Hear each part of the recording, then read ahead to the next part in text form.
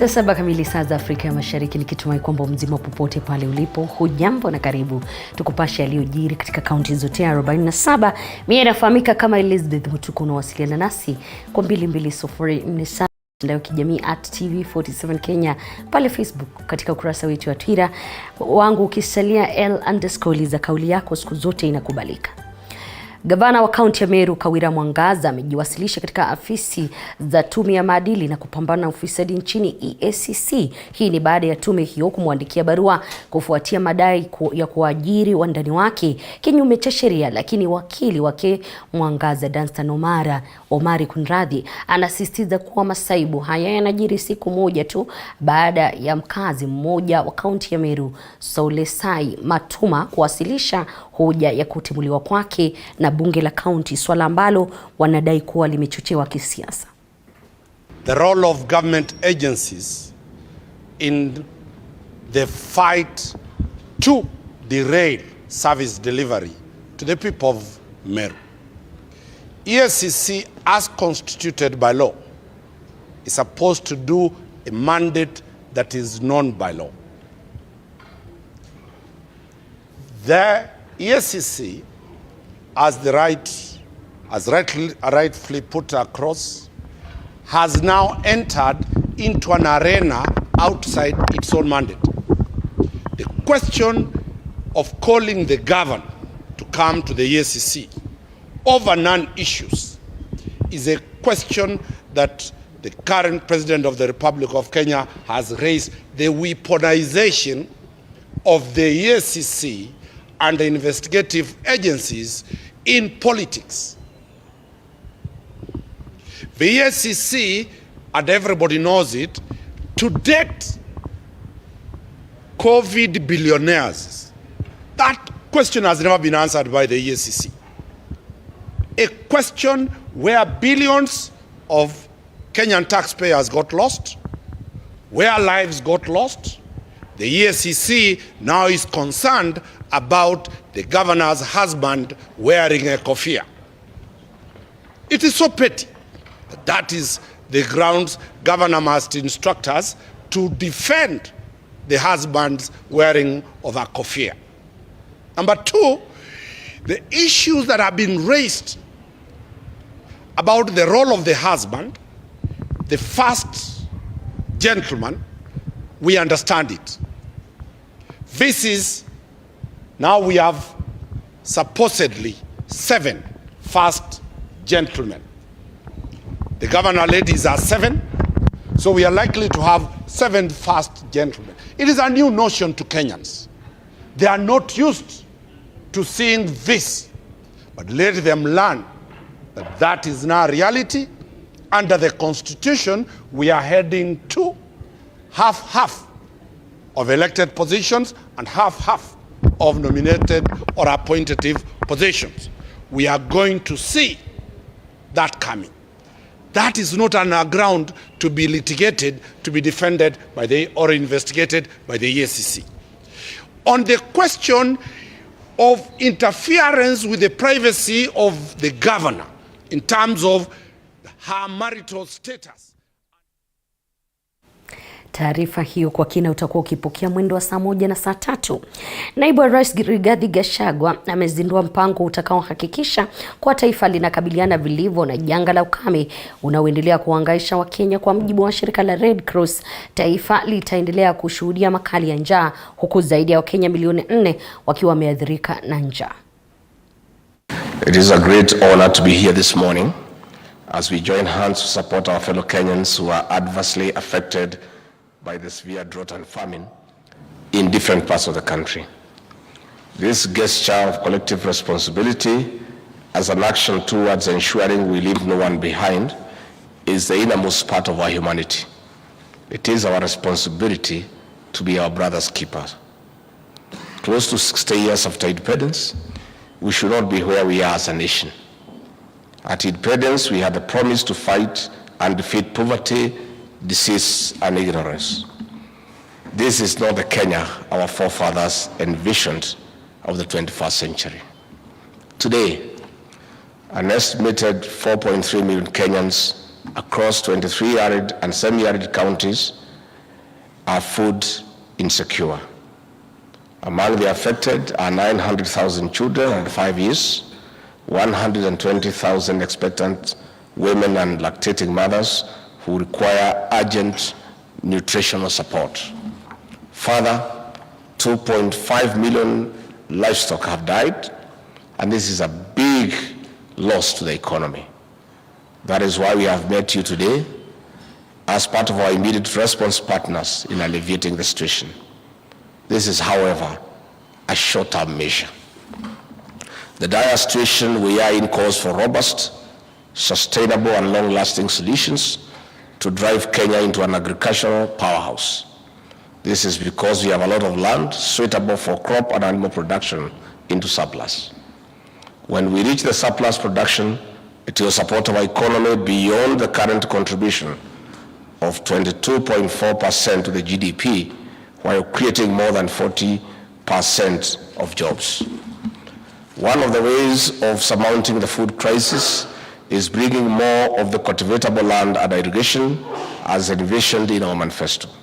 We must no longer rely on rain-fed agriculture amid threats of climate change and other calamities like locust invasions. We have a clear strategy drawing from our manifesto on revolutionizing and modernizing agriculture. This is one of the first assignments of the Cabinet Secretary for Agriculture, the Honorable Mithika Linturi. As a government, we see a lot of potential in smart agriculture. There is no reason the manufacturers cannot invest in the sector. Indeed, the next Kenyan billionaires will be from the agricultural sector. In addition, we are keen to enhance value addition for agricultural produce. This is also in line with our commitment of tapping into manufacturing to win the country off. Na tukisalia katika masuala ambayo yanafungamana na ukame, ni kwa wakazi wa eneo la Naivasha, kaunti ya Nakuru, wameendelea kushuhudia makali ya njaa, huku wakazi walio na uwezo wakitakiwa kuwafaa wenzao kwa msaada wa chakula. Mwanahabari wetu Willy Dennis Njiru amezungumza na kamishna wa eneo hilo Mutua Kisilu, na sasa anaungana nasi mubashara. Iwapo unanipata Willy Dennis, ni kipi ambacho kimejiri kuhusiana na masuala ya njaa?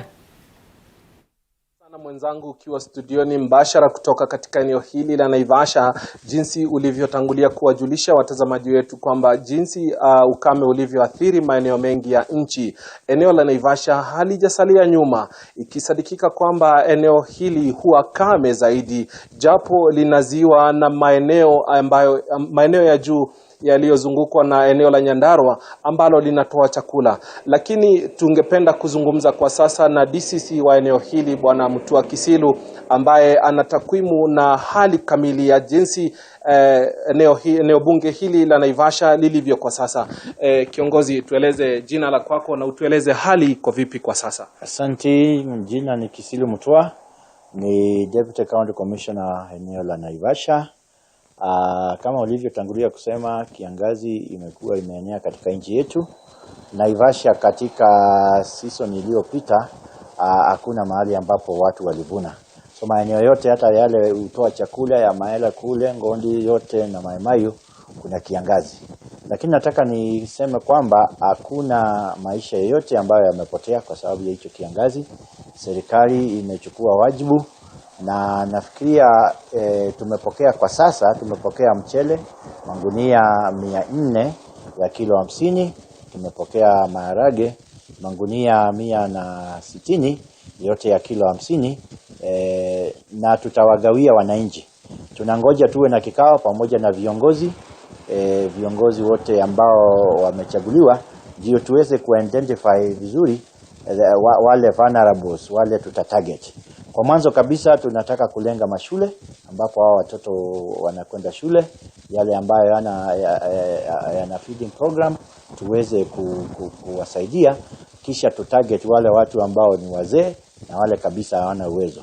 So tunashukuru serikali na tuna matarajio makubwa kwamba hiki chakula kitaendelea kuja mpaka wananchi wote waweze kunufaika. nchi inashuhudia wakati mgumu ya kiuchumi, janga la njaa, tunazungukwa na ziwa, tuko na maeneo ya Nyandarua yaliyo upande wa juu wa kaunti hii. Tumeona vile vile wahanga wa njaa wako katika hata mitaa ya hapa ndani, japo pia maeneo ya mashambani yameathirika. Je, hili unaliangalia vipi na ni mkakati gani ambao serikali itachukua kuhakikisha kila mwananchi anaweza kunufaika? Nashukuru sana. Kwanza tuseme kwamba eneo la Naivasha lina sehemu ambazo tunaita ni informal settlements, kule Karakta, kule Kihoto, Kasarani, ambapo tunachukua watu wengi, watu ambao wana kipato cha chini, ambao wanafanya katika mashamba yetu ya maua, wengine wanafanya uvuvi unlicensed. So tuna wengi tu kule wanakaa kule. Hivi kwamba ijapo tuna mashamba ya kulima, wote sio wakulima.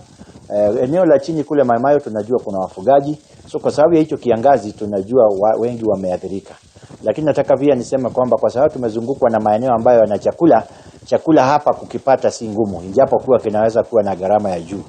Kile serikali inafanya sasa ni kuweka interventions, mikakati ya kuhakikisha kwamba hakuna mwananchi ambaye anakufa kwa njaa, ama ambaye ana watoto ambao watatoka shule ama wa drop out of school kwa sababu ya kukosa chakula. Hiyo ndio mikakati tunaweka. Tunataka kuhakikishia wananchi kwamba serikali imeweka mikakati, tuna mikutano na viongozi na wataanza kuona chakula kikiletwa na kitawafikia, tukilenga wale haswa wanahitaji hicho chakula. Haitakuwa ni kazi tu ya sisi peke yetu, itakuwa ni mutahajenze wa kila shirika, Red Cross, kila watu ambao wanafaa kuhusika, haswa viongozi wetu wa kisiasa tunawahusisha, ndio tuweze kufikia wale walengwa haswa. Labda kwa sekunde 30 kwa sababu muda wetu umekuwa mchache. Tumeshuhudia vile vile mvutano baina ya wanyama na wananchi, visa vidogo vya wizi wa mbuzi. Huenda hali hii ya janga na kiangazi limesababisha haya? Nafikiria kwanza kiangazi kimesababisha sana mvutano conflict baina ya wanadamu na wanyama. Lakini pia ikumbuka kwamba hata wanadamu, zile sehemu ambazo zilikuwa za wanyama, wanadamu katika activities zao wamezifunga. Kwa mfano ukiangalia ziwa Naivasha vile imezunguka mahoteli yetu, na wakulima wengine wamefunga barabara zile wanyama walikuwa wanatumia kutoka eneo moja kame kwenda eneo lingine ambalo lina chakula. Kwa hivyo sisi tuna mchango pia ambao tumechangia. Nafikiria hiyo ni mikakati ambao tunafanya pamoja na KWS kuzungumza na wananchi pia waelewe kwamba hawa wanyama ni sehemu ya utajiri wetu. Kwa hivyo tusiwe kwamba tunawalenga wale wanyama. Ya mwisho kabisa nataka kusema kwamba lazima kila mtu ajue ana wajibu. Sio serikali peke yake, sisi wote tuna wajibu, na nashukuru kwamba viongozi wa kikanisa juzi walikuwa hapa juzi na tukaagana kwamba wanaenda kumobilize wenzao ndio tuweze kuona kama tunaweza pata chakula kuwafikia wale ambao wako na njaa. Asante sana kwa muda wako. Mambo ni kama hayo kutoka kwa DCC wa eneo hili na Naivasha, Bwana Mutua Kisilu, akiangazia hali ilivyo katika eneo hili na Naivasha kuhusiana na swala zima la janga lililo nchini kwa sasa, kiangazi. Lakini yote tisa ni kwamba tunatarajia kwa siku za hivi karibuni mvua ya vuli itaweza kuingia na tutakuwa na afueni. Yote tukirudisha kwako studioni ili ukaweza kuvuka katika maeneo ya nchi kwa taarifa zaidi. Kwako studio. Asante sana Willy Dennis. Lakini sasa tukiingia katika kaunti ya Trans Nzoia, yani kwa waziri wa kilimo Mithika Linturi anarajiwa hili kuzindua rasmi maonyesho ya kilimo mjini Kitale katika kaunti hiyo. Wadau mbalimbali wakishiriki maonyesho hayo wanaposubiria kuwasili kwa waziri. Tunaungana na mwanahabari wetu Boniface Barasa mubashara kutoka kaunti hiyo. Iwapo unanipata Boniface, ni kipi ambacho kimejiri kuhusiana na maonyesho hayo? Asante sana mwenzangu Elizabeth Mtuku, na tunakuja moja kwa moja toka maonyesho ya kilimo mjini Kitale. Na leo waziri wa kilimo Mithika Linturi ama Franklin Mithika Linturi, siku ya kwanza baada ya kutua mikoba yake katika wizara hii mpya, amefungua kazi katika maonyesho haya ya kilimo. Wakulima katika kaunti hii wakiwa na matarajio tele, ikifahamika kwamba kaunti hii ni ghala la chakula kwa taifa hili la Kenya. Moja kwa moja pasi kupoteza muda, wacha tuseme naye. Waziri, asante kwa kutenga muda wako kusema na sisi, na umefika katika kaunti hii ikiwa siku yako ya kwanza afisini. Je, wakulima wa kaunti hii kifahamika ni ghala la chakula, watarajie nini katika uongozi wako? Kwanza mimi niko na furaha sana kuwa hapa katika maonyesho haya ya kilimo hapa Kitale. na nashukuru hata gavana wa hapa akiakilishwa na deputy wake Madam Philomena kwa kutualika hapa, na nimekuwa na mkutano wa hadhara na leadership ya kaunti hii na kuweza kusikiza zile shinda ziko hapa. Nataka kuhakikisha na kuwaahidi watu hapa Trans Nzoia na Kenya mzima ya kwamba Trans Nzoia vile nimeiona ndio fundi basket ya taifa hili. Yale mashinda walio nayo kidogo kidogo hapa na pale, tutashughulikana, tutasaidiana na wao kuyaweza kuyashughulikia. Kama vile gavana ameniambia, kuna ile shinda ya kuweza kufanya distribution ya mambo ya fertilizer iweze kufikia kwa wakulima wakati upasavyo. Kuna pia hata ile problem ya mambo ya drying ama kukausha mahindi yao, na niwapongeze sana viongozi wa kaunti hii, sababu nimeshasikia wametengeneza already 7 warehouses ambazo ziko tayari, ambazo wakulima ambao wanaweza kuzitumia. Nataka kuhakikisha ya kwamba tutaweza kuingiana na mawasiliano na mikakati iwekwe vile ya kwamba wanaweza kupata usaidizi na kwa National Cereals and Produce Board waweza kuwasaidia distribution ya fertilizer, waweze kuhusika mambo ya kukausha chakula yao, ili tuweze hata pia kuweza kupunguza harvest losses sababu ya poor management ya mambo ya chakula kile kinakuzwa hapa. Hii ni kaunti ambayo tukiweza kuleta nguvu zetu pamoja, ni kaunti ambayo inaweza kutushalishia chakula cha kutosha na kuwaweza kuhakikisha Wakenya wamepata chakula. Lakini ni muhimu niseme ya kwamba kama wizara na serikali, kulingana na amri ambayo rais wangu ama rais wetu ameitoa, tuko na mikakati ya kuweza kuhakikisha zile cost of inputs katika mambo ya uchalishaji chakula tumesiweka chini, ili wakulima waweze kufanya na kuchalisha chakula. Niko na uhakika ya kwamba hata masiku ya usoni hapa karibuni tutakuwa na tutaweza mikakati ya kutosha ya kuweza kufadhili wakulima ili waweze kushalisha chakula. Kwa hiyo nataka kuwaomba wowote wale wako wananisikiza saa hii, biashara ya ushalizaji chakula na kuhakikisha Kenya iko na chakula cha kutosha ni yetu sisi sote, na nawaalika sisi sote tuingie kwa mashamba tuweze kushalisha chakula, sababu we have a deliberate mission as a government to ensure that food security ya nchi hii and whatever it takes to support farmers ili waweze kuchalisha chakula tunalifanya, na niko na uhakika pamoja tutaweza. Na wale wako na mashamba kidogo kidogo pia, na waomba hata wale walimu ambao wako na watoto shuleni, I want to invite them to start thinking about how to start again the 4K clubs, ili kutoka shuleni tuanze kufunza watoto wetu maana ya ukulima. Nataka to change mindset through education ya watu, so that the young people of this country are involved in food production, so that never again should they see mambo ya ukulima as a form of punishment. So gavana wetu hapa, nashukuru nyinyi, na nataka kuhakikishia ya kwamba serikali itawaunga mkono kuhakikisha ya kwamba mmechalisha chakula cha kutosha, tumemanage mambo ya management ya hiyo chakula ili kuweze kuwa mambo ya pest kuingilia mambo ya aflatoxin ikuwaki, so that we have the best and the maximum that can be able to get from our farms towards ensuring that food security of this country is achieved. Waziri, mwisho kabisa tunapomalizia kipindi hiki katika kaunti ya Trans Nzoia ni msimu wa mavuno, na wakulima wanauliza pengine maghala ya serikali yatakuwa yanafunguliwa lini ili kuwasilisha mahindi, na mwisho pengine wangetarajia waziri mpya ametua mikoba kutangaza bei mpya kununua mahindi kutoka kwao. Nataka kukuhakikishia ya kwamba, na vile umesikia nikisema, na furahia ya kwamba hata kaunti wenyewe wamefungua warehouses. Kwa hivyo pahali ya kuweka chakula sio haba.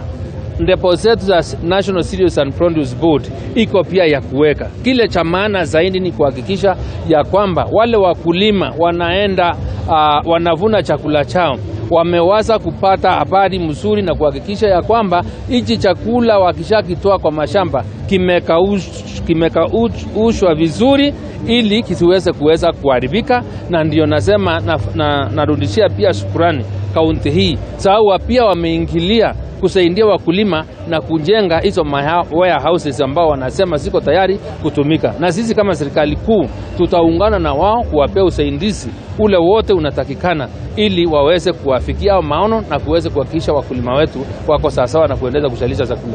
Asante waziri, kwa sababu muda umenipa kisogo, nikuruhusu pia uendeleze shughuli zingine. Katika taarifa zijazo tutakuwa tunawataarifu watazamaji wetu masuala yote ambayo yamejiri hapa, na ikufahamike kwamba waziri Mithika Linturi ameandamana naye mbunge wa eneo hili na bunge la Kiminini Bisau Kakai, pia mbunge wa Endebess Daktari Robert Bukose, seneta wa jimbo hili Alan Chesang, naibu gavana wa jimbo hili Philomena Binea Kapkori. Hii shughuli nzima, hii shughuli pevu tutakuwa tunaikamilisha mida ya saa 1 na saa 3 usiku. Kwako Elizabeth Mtuku. Asante sana Boniface kutoka kaunti hiyo, na bila shaka baadaye tutakuwa tukisikia yale ambayo yatakuwa yamejiri katika maonyesho hayo. Lakini mahakama ya injinia iliyoko Kinangop, kaunti ya Nyandarua, imemfunga jela miaka 25 mlaguzi usugu wa bangi katika eneo la Kinangop, kaunti ya Nyandarua. Kibet Mwangi mwenye umri wa miaka 50 alitiwa mbaroni tarehe mosi mwezi Juni mwaka huu baada ya kupatikana na gramu zaidi ya 100,000 zenye dhamana ya shilingi milioni 34 nyumbani kwake eneo la White kwenye mpaka wa Kinangop na Naivasha. Hakimu mwandamizi Harrison Barasa amesema kuwa mahakama hiyo ya injinia imeafikia uamuzi huo kutokana na uzito wa kesi yenyewe. Of the said substance whose street value was put at 3,464,000 Kenya shillings. In my view, this is an offense which calls for a stiff penalty. Hereby proceed to sentence the accused to serve 25 years in prison. Right of appeal 14 days. Bila shaka bangi hiyo kulingana na mwelekezi wangu ina dhamana ya shilingi milioni 3.4. Gavana wa kaunti ya Elgeyo Marakwet Wesley Rotich ameiomba serikali kuendeleza operesheni ya kuwapokonya wakazi eneo hilo silaha haramu. Aidha, kamishna wa kaunti hiyo amesema kuwa atashirikiana vilivyo na serikali ya kaunti ili kuhakikisha kuwa usalama umeboreshwa.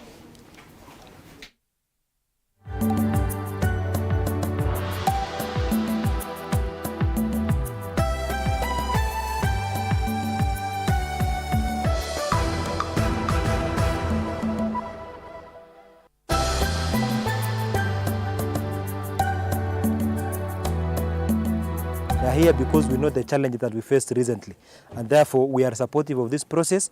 As the county, we are going to establish the office to coordinate peace, and the commissioner will continue with the security team conducting the security operations and making sure that our people are safe. We know very well in the past there has been cases of insecurity, but we thank our partners for having done the best to ensure that Kerio Valley has been peaceful. For the last 4 months, we've been able to witness peace and tranquility along Kerio Valley. We are making an endeavor, a commitment with the county governor of Elgeyo Marakwet that we will partner together with all other private partners operating in Kerio Valley to ensure that we all work towards making and ensuring that peace prevails in Kerio Valley. Katika masuala tofauti ni kwa wakazi wa kaunti ya Mombasa wamehimizwa kuendelea kuchukua chanjo ya corona licha ya makali ya ugonjwa huu kupungua nchini. Akizungumza na wanahabari, washikadau hao wamedokeza kuwa baadhi ya vitongoji katika kaunti ya Mombasa vimenakili idadi ndogo ya wale wanaopokea chanjo ya corona. Hivyo basi ipo haja ya kuendelea kutoa hamasisho kuhusiana na hilo.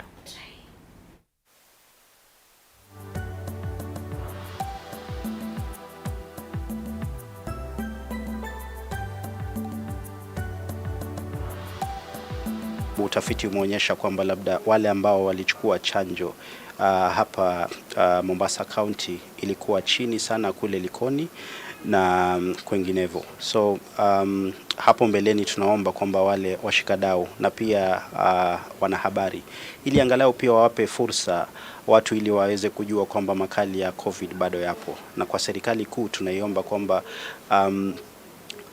afya imeweza kupelekwa kwenye makaunti, lakini hela hazijaweza kufuatilia. Tungeomba kwamba waweze kuimarisha zile pesa ambazo zinafaa zifike kule, ili angalau makali ya COVID, sio tu COVID lakini majanga mengine yatakapokuja waweze kukabiliana nayo. The COVID vaccines zilikuwa geni kwetu, kwa hiyo ilikuwa utafiti fulani haujafanywa. Lakini nafikiri mpaka sasa hivi inaonyesha kwamba ni salama kwa wamama wajawazito kuchukua ile chanjo, kwa sababu hata wao ule ugonjwa unaweza kuwapata na athari yake ni mbaya zaidi kwao. So wamama wajawazito, wamama ambao wamejifungua wenye na breastfeed, mpaka sasa hivi inaonyesha kwamba ile chanjo ni salama kwao. Sisi kama viongozi wa kidini tukishirikiana na mashirika yasiokuwa ya serikali na tukishirikiana na county government na national government, tuhakikishe kwamba reach out the youth, kwamba hawa youth wamekuwa awareness vya kutosha ili waweze kutake this vaccine. Hapa Mombasa, sehemu ya Likoni na Kisauni zina asilimia chini kabisa ya watu ambao kwamba wamechukua hii vaccine. Kwa hiyo lengo letu tunataka kulenga hizi sehemu mbili kwanza, na tutazilenga kupitia kwa community dialogues. Na baada ya wiki moja ya msasa, mawaziri wa kaunti Nyamira sasa wameidhinishwa na bunge hilo na kuapishwa rasmi ili kutekeleza majukumu yao kikatiba. Gavana Amos Nyaribo ameahidi kufanya kazi kwa uadilifu ili kufanikisha manifesto. Aidha, Gavana Nyaribo amekashifu vikali wawakilishi wadi wa mazingira ambao wanaendelea kuwekeza nchi ya gatuzi la Nyamira. Do swear that I shall always truly and diligently serve the people and the Republic of Kenya. I shall always truly and diligently serve the people and the Republic of Kenya in the office of the Executive Committee member of Nyamira County. Today is the beginning of the first dawn of a new government. CECs with the governor and the deputy governor form the core government in the side of the executive. So for them, it's the beginning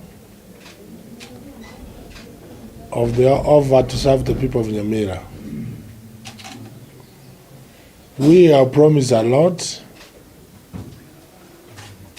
in our campaigns through our manifesto, and we promise people of Nyamira that we are not going to change any goalpost. Na bila shaka mpenzi mtazamaji, kufikia hapo sina budi kukamilisha awamu hii ya Matukio Mtambuko. Mimi nafahamika kama Elizabeth Mutuku. Dakika 1-2 zijazo tutakuwa tukiingia katika awamu ya cheche za michezo, ambapo watakuwa wakiingia wana michezo wetu. Kwaheri kwa sasa.